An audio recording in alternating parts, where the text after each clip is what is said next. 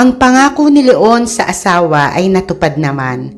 Sa unang pagkakataon, naibalik nga nito ang kinuhang pera sa asawa bukod pa sa sahod. Napayapa ang loob ni Aling Dolor, lalo pa at kinakikitaan ang pagsisikap ang asawang makabawi sa nagawang pagkakamali.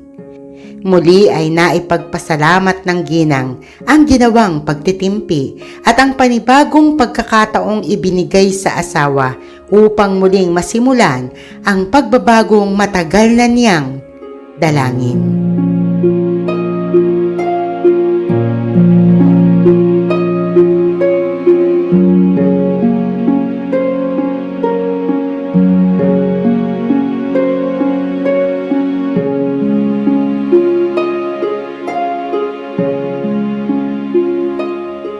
Lumipas pa ang mga araw.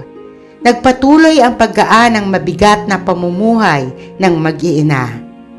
Nagkaroon ng proyekto ang barangay at nawasa sa paglalagay ng mga linya ng tubig sa kanilang lugar. Bukod sa abot kaya ang halaga ng serbisyo ay maaari pang gawing hulug-hulugan. At isa sila sa nakapagpakabit ng linya, kaya naman hindi na kailangang gumising ng maaga para pumila sa igiban. Malakas ang pressure ng tubig at kahit anong oras ay may tulo na. Nabawas ang hirap sa pag-iigib ng tubig sa mga responsibilidad ni Adela.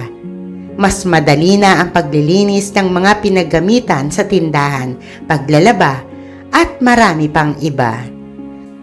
Marami na ang nabago sa pamumuhay nila. Nagkakatuwang na rin ang kanilang mga magulang.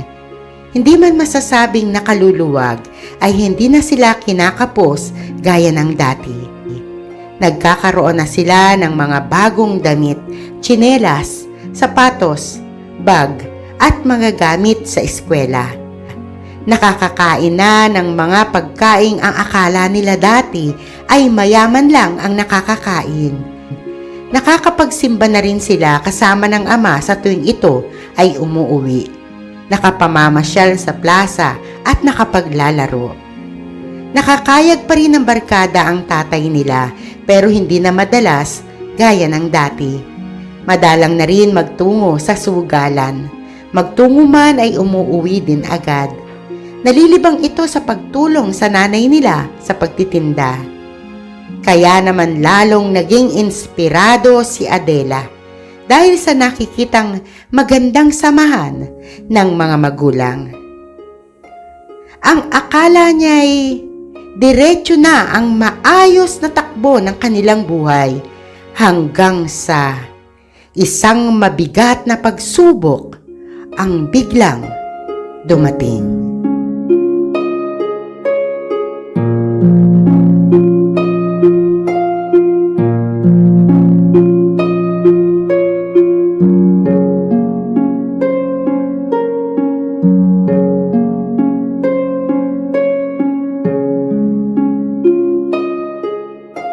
Pauwi si Adela mula sa eskwelahan nang makitang humahangos ang mga kapatid na sina Ana at Neneng sa pagsalubong sa kanya.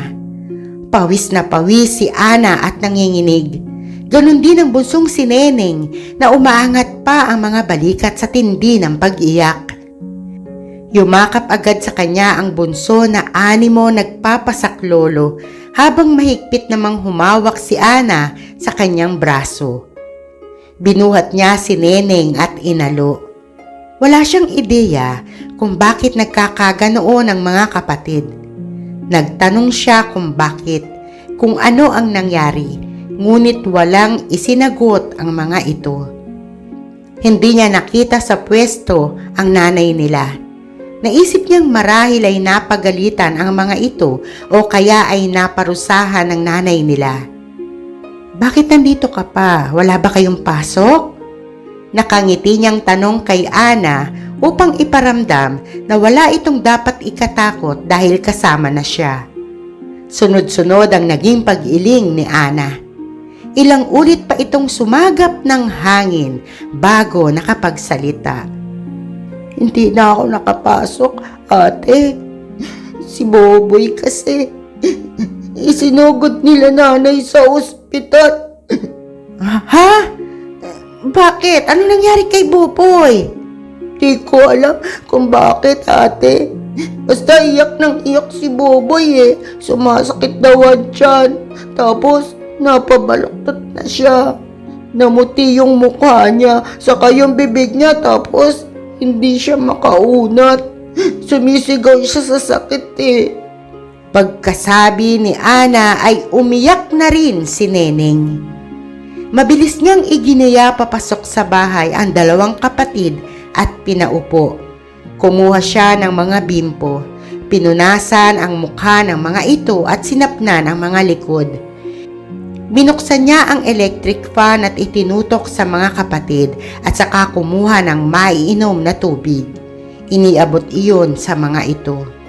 Huwag na kayong umiyak. Kasama naman ni Buboy si nanay, hindi ba? Nagpunta na sila sa doktor. Gagamutin nila dun si Buboy tapos pauuwiin na. Pagpapalakas niya sa loob ng mga kapatid kahit pa nga nangangatog din ang mga tuhod niya. Kumain na ba kayo? Halos magkasabay na umiling sina Ana at Neneng at saka inilapag sa lamisita ang basong wala ng laman. Hinawakan niya si Ana sa isang balikat habang ang isang kamay ay inilapat sa hita ni Neneng at saka nakangiting nagsalita. Kung pupuntahan ko ba sila sa ospital, kaya mo bang kayo lang ni Neneng dito sa bahay natin? Tumango si Ana. Tumango rin si Neneng. Umaliwalas ang mga mukha. Wari ba'y ganun nga ang gustong sabihin sa kanya? Na alamin kung ano na ang nangyayari sa kapatid na lalaki at sa kanilang ina. Pinakain muna ni Adela ang mga kapatid. Habang inaayos ang takip ng mga panindang naiwan ng ina, ay mahigpit niyang binibilinan sina Ana at Neneng na pag-alis niya ay huwag na huwag lalabas sa bahay. Matapos ang ginagawa, gumayak na siya sa pag-alis. Muli niyang binilinan ng dalawang kapatid na maiiwan na isarang maigi ang pinto at huwag magpapapasok ng ibang tao sa loob ng bahay. Siniguro muna niyang nakalak ang pinto at saka nagtanong sa kapitbahay tungkol sa nangyari at kung saang ospital dinala ang kapatid. Ayon sa nakausap, namilipit daw si Boboy at di makatayo sa sobrang sakit ng tiyan. Dinala daw ito sa health center ng kanilang barangay, ngunit agad itong inirefer sa malapit na ospital. Isinakay daw ito at ang nanay nila sa patrol ng barangay at isinugod agad dahil ayon sa doktor sa health center ay posibleng pumutok ang appendix nito at kakailanganing maoperahan agad. Habang nakasakay sa jeep papuntang ospital ay hindi siya mapakali. Alalang-alala sa ina, lalo na sa kapatid. Nasa loob na ng operating room si Boboy nang dumating siya sa ospital. Nakita niyang may taga-DSWD na kausap ang nanay niya. Sinenyasan na lamang siya nito katumbas ng mga salitang sandali lang. Tinanguan niya ang ina at saka naupo sa pahabang upuang nasa gilid ng pasilyo. Hindi naman nagtagal, nakita na niya itong tumayo at naglakad palapit sa kanya. Sinalubong niya ang ina at inalalayang makaupo. Balisang-balisa ang itsura nito. Mabuti na lang at naisip niyang bumili ng tubig. Iniabot niya iyon sa ina. Sa pagitan ng pag-inom, sinimulan na nito ang pagkukwento. Sinisisi nito ang sarili sa nangyari na hindi nito nabigyang pansing may iniinda na pala ang nag-iisang anak na lalaki. Maagap niyang inalo ang ina. Siya ang magpapatunay na hindi ito nagkulang sa pag-aalaga sa kanila, na sa kabila ng pagiging abala sa paghahanap buhay ay naaasikaso pa rin sila. Kung iniisip nitong nagkulang sa kanila ay nagkulang din siya. Siya ang panganay, ngunit hindi niya rin namalayan. Hindi naman kasi dumadaing si Boboy. Minsan itong nagsabing masakit Masakit ang tagiliran at tiyan, kaya hinaguran niya ng katingko sa pag-aakalang may kabag lang. Tapos noon ay naging okay na. Napansin niyang bahagya itong nanamlay, pero nang tanungin niya, sinabing napagod lang sa paglalaro. Kung hindi naglalaro, sinasabi namang may gagawin kasing homework. Napasulyap siya sa pinto ng operating room na tila lumalagos ang paningin at natatanaw ang nakababatang kapatid. Humihingi ng tawad dahil naging pabayang ate. Naramdaman niya ang pagtapik at paghagod ng ina sa kanyang braso. Ipinaling niya dito ang tingin. Ngumiti ang nanay niya. Waring sinasabing wala siyang kasalanan, na huwag niyang sisihin ang sarili. Inalo nila ang isa't isa. Parehong pinalalakas ang loob.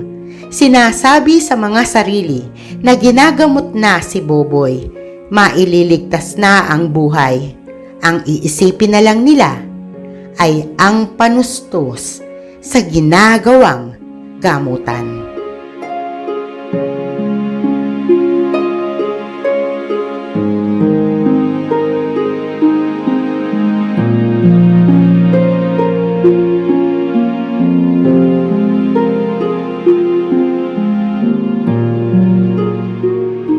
Nalaman niyang sinamahan pala ng ninang ni Boboy ang nanay niya at inilapit sila sa SWA. Tiyempong naka-duty ito ng araw na iyon. Nalaman din niyang may katungkulan pala ito sa ospital na pinagdalhan sa kapatid niya.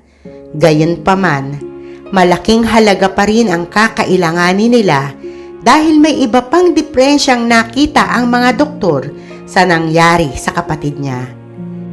Nagluluha ang mga mata ng nanay niya kahit pa sinisikap sana nitong magpakatatag sa harapan niya. Maraming gamot at mga gamit sa operasyon na sa labas binili ng nanay niya dahil wala na raw stock sa butika ng ospital. Paano kung walang pambili ang nanay niya? Maaagapan kaya ang kapatid niya? Magagamot ba? Nagamit na ng nanay niya ang pinagbentahan kanina at nakahiram pa sa ninang ni Boboy. Ibig niyang magdamdam sa namamahala sa pampublikong ospital. Oo nga't hindi gaya sa pribado ang babayaran ng mga tulad nila, ay susuka pa rin sila ng pera. Nakagat niya ang pang-ibabang labi. Sadyang napakahirap maging mahirap. Mariin niyang ipinikit ang mga mata. Humingi ng tawad sa hindi magandang tinakbo ng isipan. Muli niyang itinuon sa positibong dako ang pananaw. Pagsubok lang ng Diyos ang pinagdaraanan nila. Naniniwala siyang malalampasan din nila ang lahat. May awa ang Diyos. Hinding-hindi sila pababayaan.